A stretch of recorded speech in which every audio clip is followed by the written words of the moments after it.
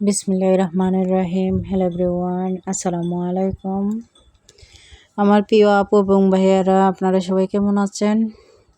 আশা করছি আল্লাহর রহমতে সবাই ভালো আছেন। আলহামদুলিল্লাহ, আমিও ভালো আছি। তো যে যেখান থেকে আমার ভিডিওটি দেখছেন তাদেরকে অসংখ্য ধন্যবাদ। আর দেখতে দেখতে কিন্তু 3টা রোজা চলে গেছে আজকে। তো আপনারা কে কীভাবে রোজা মাসটা কাটাচ্ছেন অবশ্যই জানাবেন। আমার তো খুবই ব্যস্ততায় দিন যাচ্ছে। রোজা আসতে না আসতেই কিন্তু অনেকগুলো অর্ডারই কাজ করতে হচ্ছে, তারপরে তো সংসারের কাজ আছেই।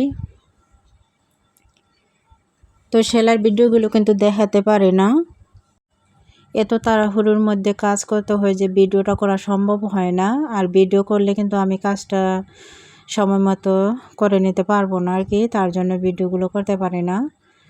তো কিছুটা সময় বের করে আর কি জামা যতগুলো বানাই সেগুলোর ভিডিওটা আপনাদের সাথে শেয়ার করি। তো এই যে নতুন একটা ডিজাইন, আমার কাছে নতুন এটা, যেহেতু আমি আগে কখনো করি নাই এই ডিজাইনগুলা। এটাকে আনারকলি বা ফুলকলি ডিজাইন বলে। খুবই সুন্দর লাগছিল, কিন্তু একই ফ্যামিলির 5 সেট আমি সেলাই করেছি।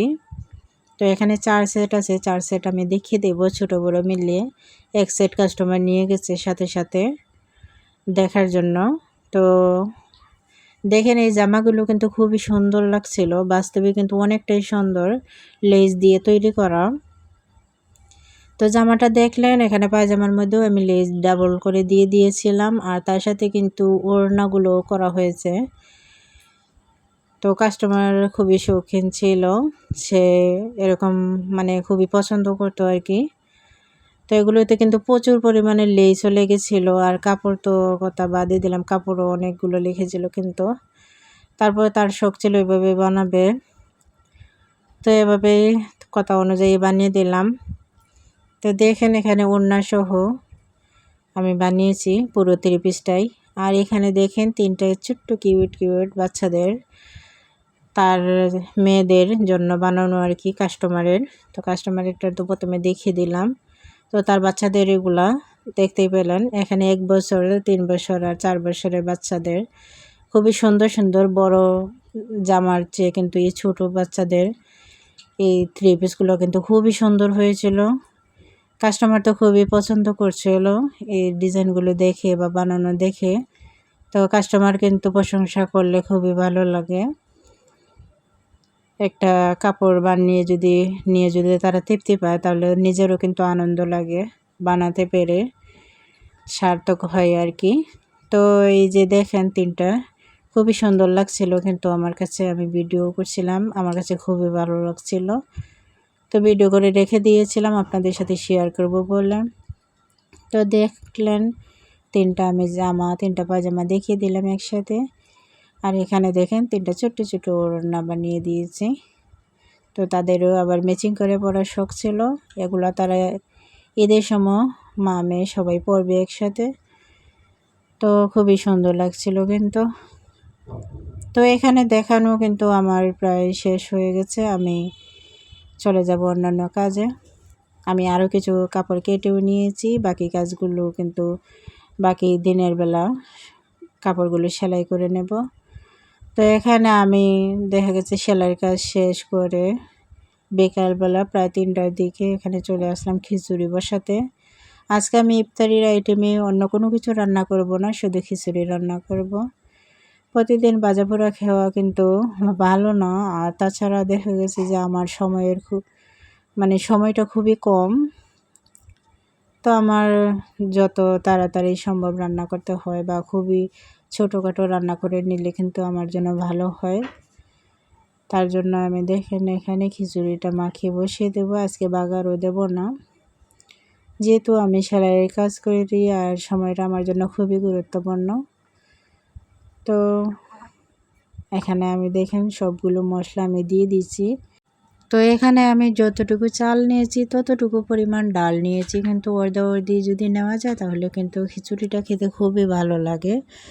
আর তার সাথে কিন্তু আমি গতকালকে গরু গোস্ত রান্না করেছিলাম, সেটা দিয়ে আজকে খিচুড়ি খাবো, তাই এখানে আর গোস্ত দেখা গেছে অ্যাড করি নাই। তা না হলে অন্য সময় আমি গোস্ত দিয়ে রান্না করতাম।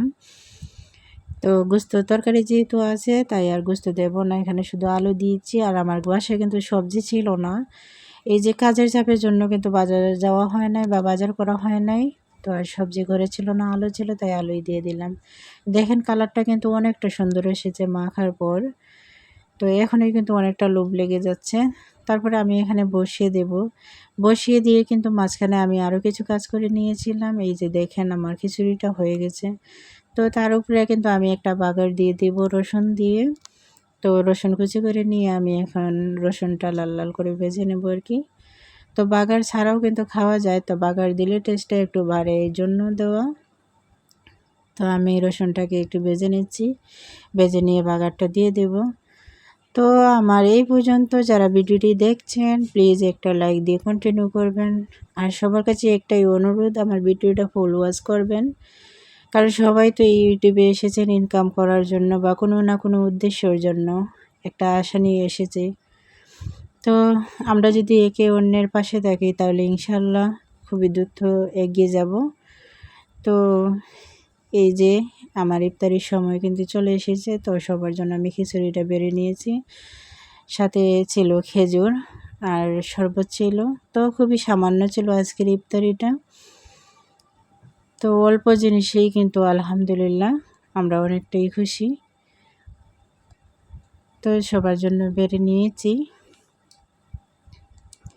তো আমার চ্যানেলে নতুন বন্ধু হয়ে থাকলে প্লিজ একটা সাবস্ক্রাইব করে দিয়ে যাবেন। আর অলরেডি এই কাজটি যারা করেছেন তাদেরকে অসংখ্য ধন্যবাদ। আর এই ভিডিওতে যদি আমার কোনো কথা বা কাজে ভুল ত্রুটি হয়ে থাকে অবশ্যই ক্ষমার দৃষ্টিতে দেখবেন। তো এই যে সবার জন্য বেড়ে নিয়েছি। তো আপনারা কে কীভাবে রমজান মাসটা কাটাচ্ছেন অবশ্যই জানাবেন কিন্তু। আর আপনাদের কমেন্টগুলো কিন্তু আমার খুবই ভালো লাগে। আর এভাবে সুন্দর সুন্দর কমেন্ট করবেন আর সাপোর্ট করবেন, ইনশাল্লাহ আমিও আপনাদের পাশে থাকবো সবসময়। তো এই ছিল ভিডিও আমার আজকের মতন।